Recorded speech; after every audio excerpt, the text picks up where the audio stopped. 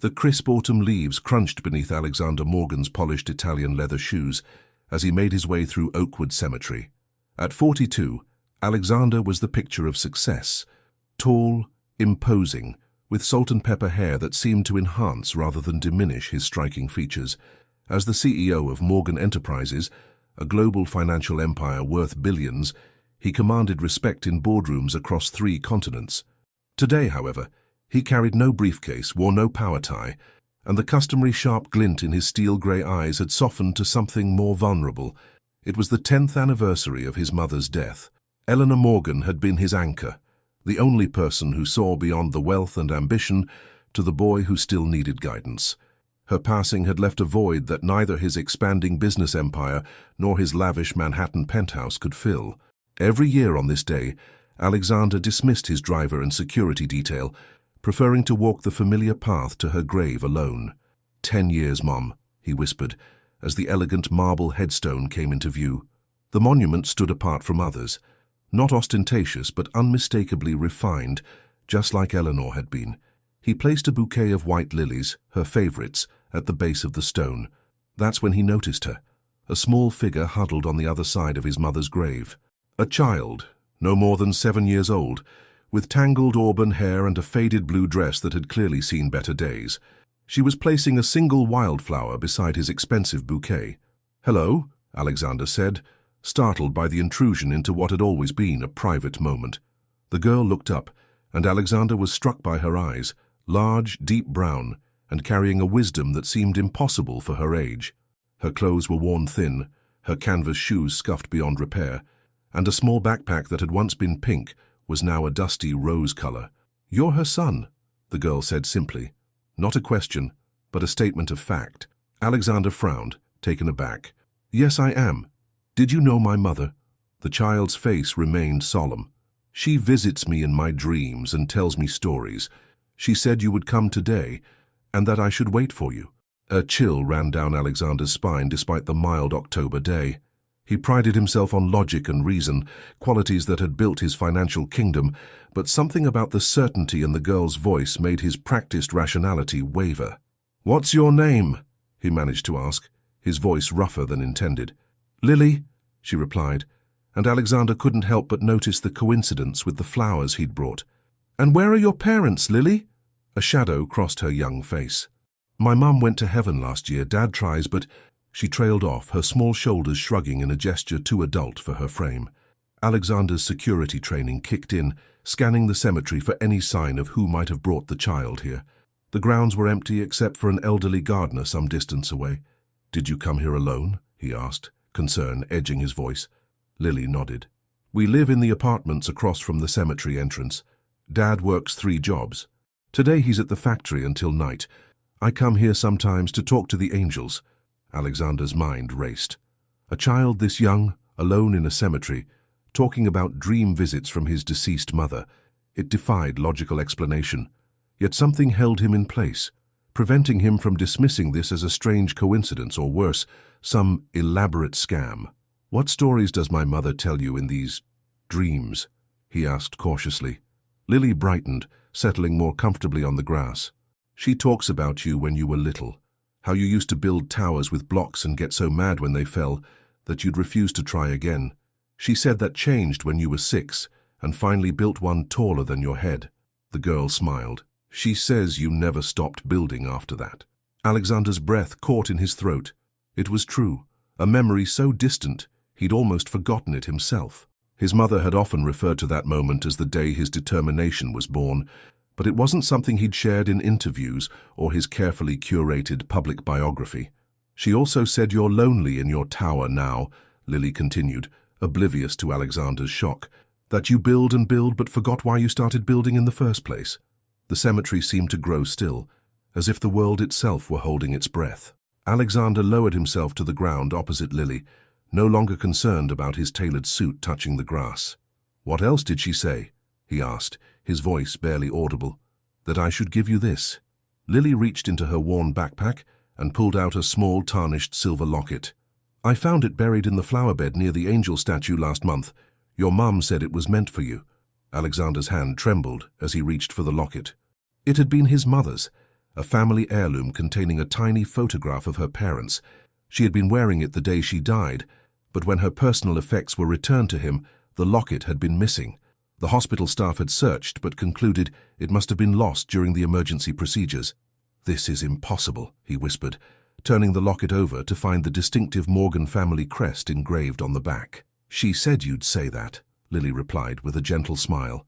"She also said to tell you, remember the promise under the willow tree." Alexander felt as though the ground had shifted beneath him.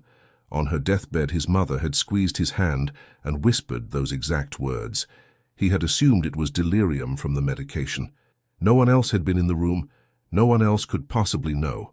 The analytical, logical part of his brain frantically searched for explanations. The girl must have overheard something. Someone must have put her up to this. Perhaps it was even an elaborate ruse by a rival company to unsettle him. But looking into Lily's innocent eyes, he couldn't find any deception there.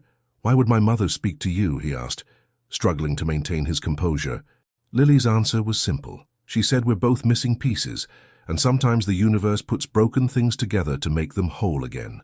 Behind them, leaves rustled as the autumn breeze picked up. A single white lily petal detached from his bouquet and drifted through the air, landing gently on the little girl's lap.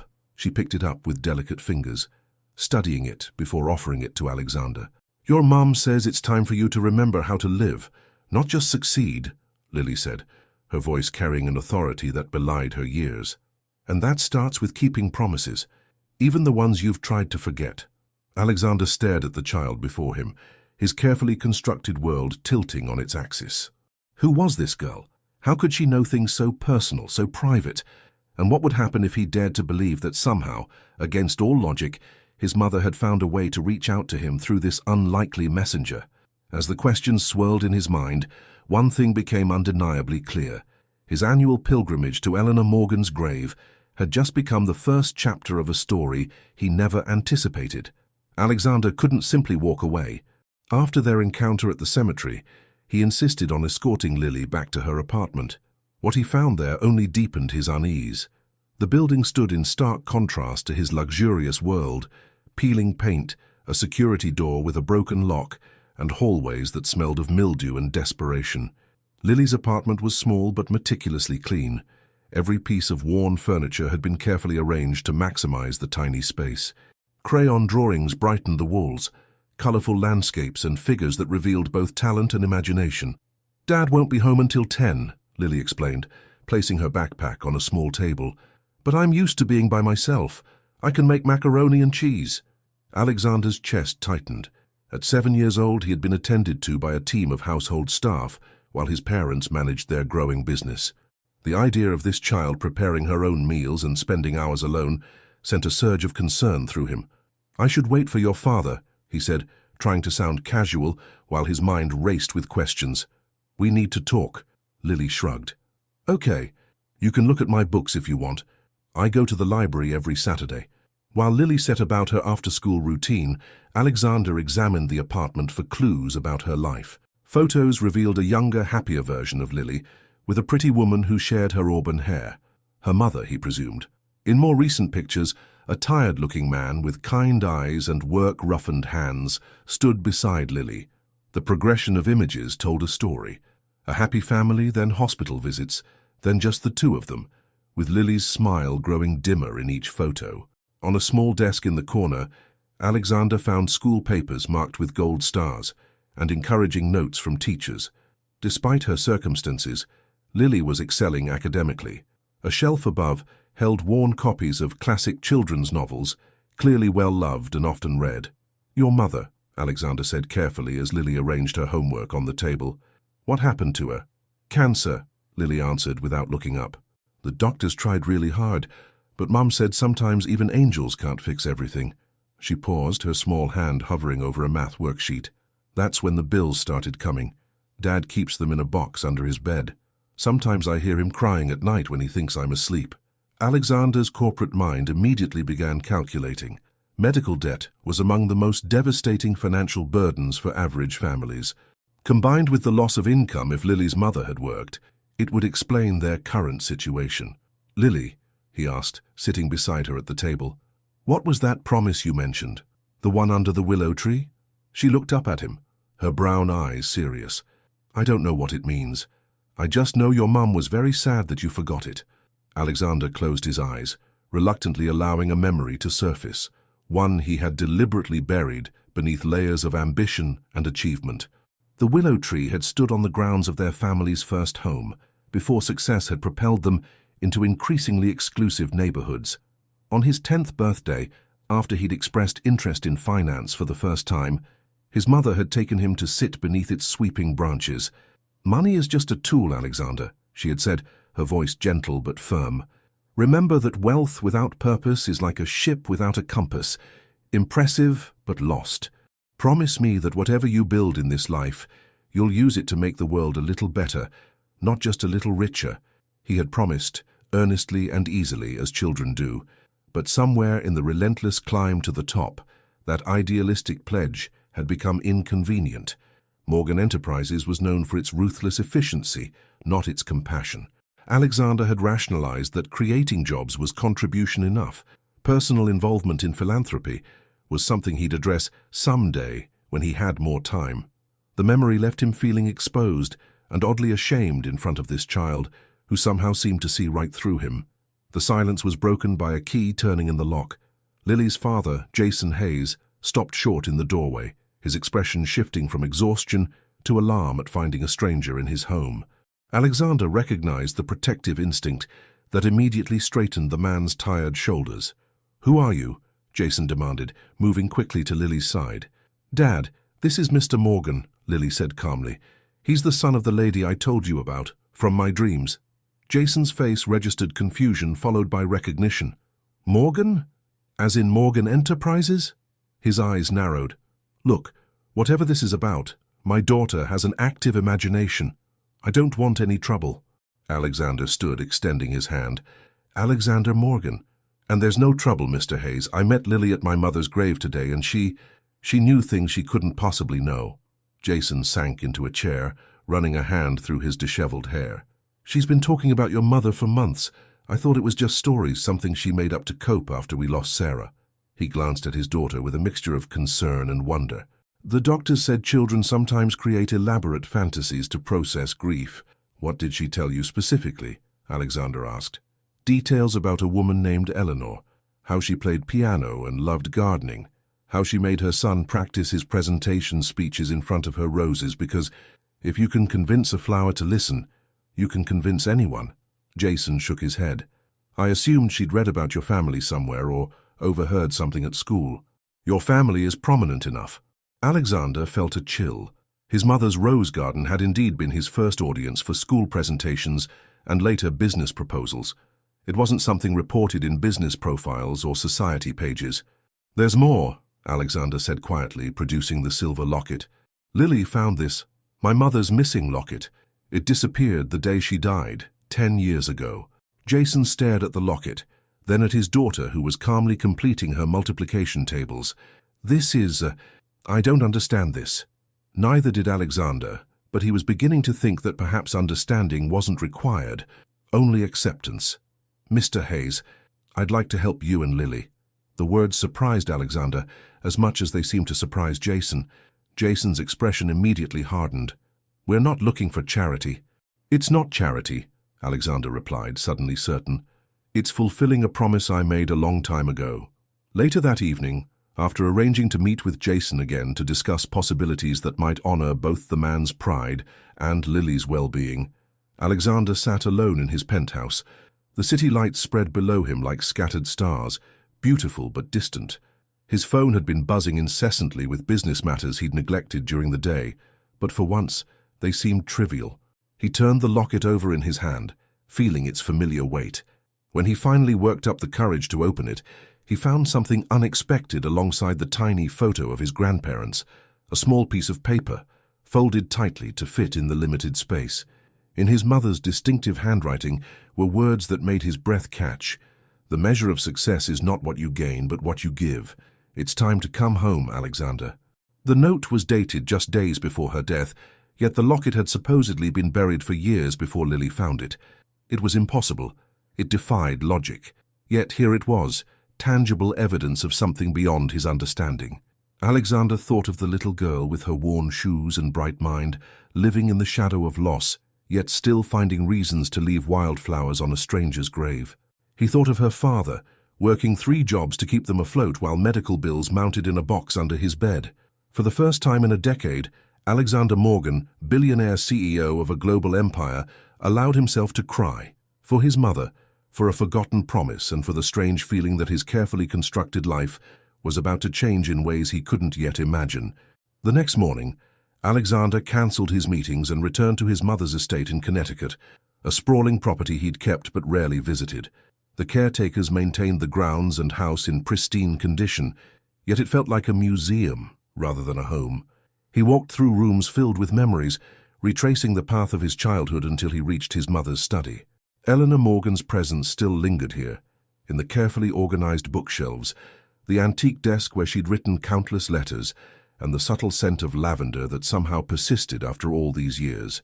Alexander ran his fingers along the spines of her favorite books, searching for something. He wasn't entirely sure what.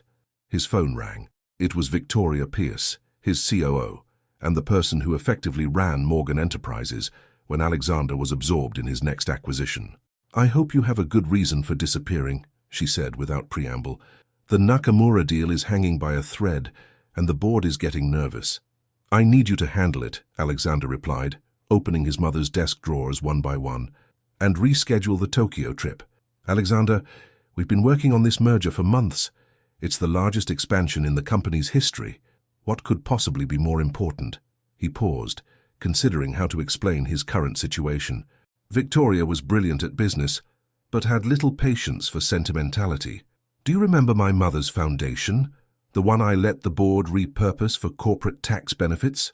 "The Eleanor Morgan Children's Fund," Victoria said cautiously.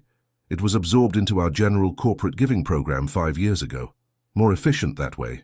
I want it reinstated, as a separate entity, with its original mission." Silence greeted his statement. Then, "Alexander, what's going on? Did something happen at the cemetery yesterday?" "I'm not sure how to explain it," he admitted, closing the last drawer without finding what he sought.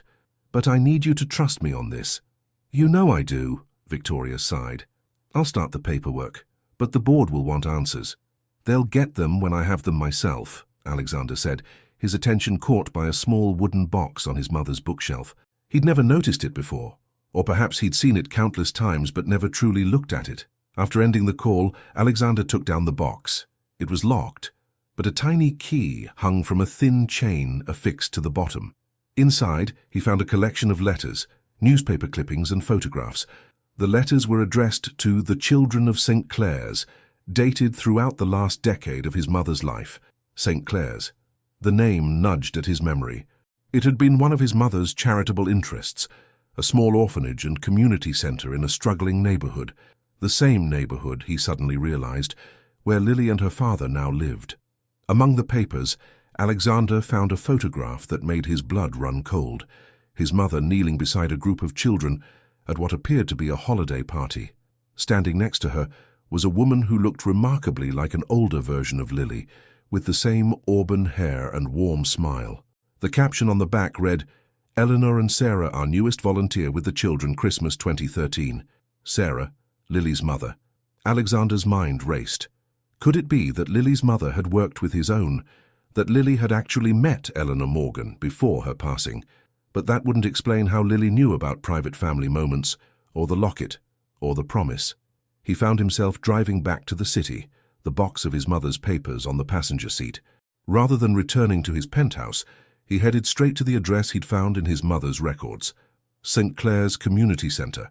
The center was a modest building, clearly operating on a limited budget, but maintained with obvious care. Inside, elderly residents played chess alongside children doing homework. A wall of photographs documented decades of community events, and there, among them, Alexander found more pictures of his mother with Sarah Hayes. "Mr. Morgan," a surprised voice called. A woman in her 60s approached him, recognition in her eyes. "I'm Martha Wilson, the director. This is unexpected." "I'm trying to understand something," Alexander said, gesturing to the photographs. "My mother volunteered here." Martha nodded, her expression warming with memory. "For over 15 years. Eleanor was our guardian angel, though she never wanted recognition for it. When your father passed and she inherited his first fortune, she poured resources into this place. She taught piano, helped with literacy programs, and funded scholarships. She paused, studying him. She always hoped you would visit someday. Alexander felt an uncomfortable tightness in his chest. And Sarah Hayes. She worked here too. Martha's face softened with sadness. Sarah was one of our success stories. Came through our youth program as a teenager. Earned a scholarship to nursing school through your mother's foundation. She volunteered here afterward, giving back. When she got sick, Martha shook her head. Your mother was devastated. She helped cover medical expenses until her own health failed. The pieces were starting to connect, forming a picture Alexander had never imagined. And Sarah's daughter? Lily? Sweet child. She still comes to our after-school program when her father's working. Has her mother's artistic talent and kind heart. Did she know my mother? Alexander asked, the crucial question hanging between them. Martha looked perplexed. No, I don't believe so. Eleanor passed before Lily was born. Why do you ask? Alexander felt simultaneously relieved and more confused. If Lily had never met his mother, how could she know the things she knew? One more question, he said. The willow tree. Was there one here? Martha smiled, leading him through the center to a small courtyard. There, spreading its elegant branches over a modest garden, stood a mature willow tree. Your mother donated this tree 20 years ago, Martha explained. She called it her thinking spot. She would sit here for hours, especially after board meetings at your company, when she was troubled by certain decisions. Beneath the tree stood a simple stone bench. Alexander approached it slowly, noticing something carved into the seat. Remember your promise. His hands began to tremble. He had assumed his mother's deathbed words referred to a private childhood moment. But what if she had been reminding him of something else entirely? Something bigger? Mr. Morgan, are you all right? Martha asked, concern in her voice. The Eleanor Morgan Children's Fund, he said, more to himself than to Martha. What happened to it after my mother died? Martha's expression clouded. It was gradually dismantled, programs cut, scholarships reduced, then finally absorbed by your corporate foundation. Many children lost opportunities. She stopped herself. I'm sorry, that's not my place. It was exactly her place, Alexander thought grimly. In his pursuit of expanding Morgan Enterprises, he had allowed his board to quietly dismantle his mother's most personal legacy, not out of malice, but from indifference. The foundation had seemed inefficient, sentimental, not aligned with corporate objectives. As he thanked Martha and prepared to leave, his phone buzzed with a text from Jason Hayes. Hospital with Lily, St. Mary's. She collapsed at school. Alexander's world shifted again. Without hesitation, he directed his driver to the hospital, arriving to find Jason pacing anxiously in a sterile waiting room. What happened? Alexander demanded. They don't know, Jason said, his face haggard with worry. She's been having headaches. I thought it was stress after her mother. I couldn't afford all the follow-up appointments they recommended. A doctor appeared, clipboard in hand. Mr. Hayes, we'd like to run some additional tests, an MRI specifically. With your insurance situation, I wanted to discuss the costs before... Do whatever she needs, Alexander interrupted. I'll cover all expenses. The doctor looked between the two men, confused by their relationship, but relieved by the financial clearance. We'll proceed immediately. As they settled in to wait, Jason's exhaustion finally broke his reserve. Why are you doing this? He asked Alexander. We're nothing to you. Alexander looked at the man, overworked, grieving, desperately trying to hold his world together for his daughter. The answer came with surprising clarity. Because I think my mother sent me to you, he said simply, and I've ignored her guidance for far too long. Hours later, as they sat beside Lily's hospital bed waiting for her to wake from sedation, the doctor returned with results that would change everything. There's something you need to see, she said, placing films on a light board. These markers here, I've only seen this pattern once before in my career. She turned to face them, her expression grave but with a glimmer of hope. Lily's condition is remarkably similar to a case study published 10 years ago, an experimental treatment protocol developed for Eleanor Morgan. That's impossible, Alexander whispered, staring at the brain scans illuminated on the light board. What exactly are you saying, Doctor? Dr. Catherine Bennett pointed to several areas on Lily's scan. This particular pattern of abnormalities is extremely rare. I've only ever seen it documented in one case study. Your mother's. It's a unique form of cerebral microbleeds that typically don't present symptoms until they suddenly accelerate. Jason gripped the edge of Lily's bed, his knuckles white. Is she going to die? The rawness in his voice pierced the clinical atmosphere of the hospital room. Not if I can help it, Dr. Bennett said firmly. The protocol developed for Mrs. Morgan was groundbreaking, but it was still in experimental stages when she passed. Since then, there have been significant advancements. With immediate intervention, Lily's prognosis could be much better. Alexander felt as though he was standing in two worlds simultaneously, one where he was a powerful CEO who could demand the finest medical care with a single phone call, and another where he was simply a man witnessing the potential repetition of a tragedy that had shaped his entire life. Whatever she needs, he said, his voice finding its strength. The best specialists, experimental treatments, anything. Dr. Bennett nodded. I'll make the calls. We'll need to transfer her to New York Presbyterian. They have the specialized equipment and the neurosurgeon who co-authored the original protocol with Dr. Rosenberg. As the doctor left to arrange the transfer, Jason slumped into a chair, overwhelmed. I don't understand any of this. How could Lily have the same condition as your mother? And how would she know things about Eleanor if they never met? Alexander had been asking himself the same questions. The rational part of his mind searched for logical explanations. Perhaps Sarah had told Lily stories about Eleanor, or maybe there were photographs or letters he hadn't discovered yet. But none of those explanations accounted for the locket or the specificity of Lily's knowledge. I don't have answers, Alexander admitted, but I've spent my entire adult life believing that everything can be explained through logic and calculated risk. Maybe some things simply defy explanation. Lily stirred in the hospital bed, her small hand reaching out. Alexander found himself taking it without hesitation. The angels are loud today, she murmured, her eyes fluttering open. Despite the seriousness of the situation, she offered a weak smile. Your mom is here. She says not to worry. Jason made a choked sound, somewhere between a laugh and a sob. Lily, honey, you need to rest. It's okay, Dad, she said with that uncanny maturity. Mr. Morgan's mom is going to help me get better. Her gaze shifted to Alexander. But you have to keep your promise first. Which promise, Lily? Alexander asked gently. The one about making the world better, not just richer. Her eyes drifted closed again, the medication pulling her back into sleep. Over the next 72 hours, Alexander barely left the hospital. When Lily was transferred to New York Presbyterian, he secured a private wing and assembled a team of specialists led by Dr. Rosenberg himself, pulled from retirement for this case. He worked remotely when necessary, ignoring the increasingly concerned messages from his board of directors. On the third day, Victoria arrived in person, carrying a stack of documents requiring his signature. The board is calling an emergency meeting, she informed him, watching as he scanned the papers without truly seeing them. Alexander, they're talking about a vote of no confidence. You've disappeared at a critical juncture in the Nakamura negotiations.